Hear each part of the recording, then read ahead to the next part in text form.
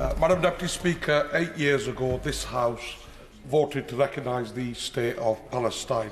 But tragically, in those 8 years, we have seen more war, more conflict and more violence, taking us further and further away from peace in the region and closer to the collapse of any chance of a two-state solution. And the reality is that rather than 8 years later marking the recognition of an independent state of Palestine, we are reading yet more reports into persecution, oppression and injustice that Palestinians faced at the hands of the Israeli government, the latest which is from Amnesty International. More reports that prove Palestinian children are still put in military detention as their parents are put on trial in unfair military courts. More reports of indiscriminate attacks leaving Palestinians living in constant fear of military raids on their home in the dead of night or of airstrikes that demolish their homes, their schools and their hospitals. More reports of bulldozed villages to make way for illegal settlements, and more reports that a continued siege has left Gaza in a state of abject poverty as the largest open-air prison in the world. Let us be absolutely clear.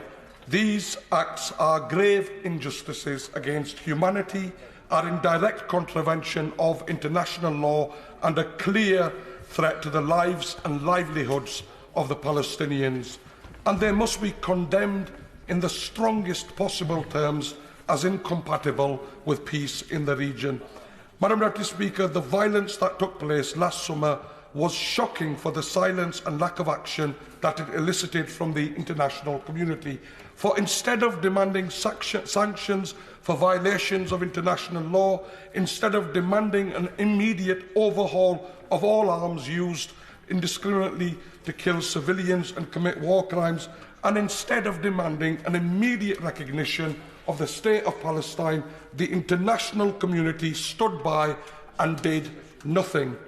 Madam Deputy Speaker, the silence of the international community was deafening then and is deafening now, and frankly, they should hang their heads in shame. Madam Deputy Speaker, there needs to be an immediate recognition of the state of Palestine. And let me be clear, this is not even a radical notion, because 138 countries across the globe have already done so. Also, let there be no doubt, time is of the essence, because if we do not recognise the state of Palestine now, there will soon be no Palestine left to recognise as illegal settlements reduce the two-state solution to a one-and-a-bit state solution and undermine the viability of an independent state of Palestine. So I urge the Minister immediately recognise an independent state of Palestine.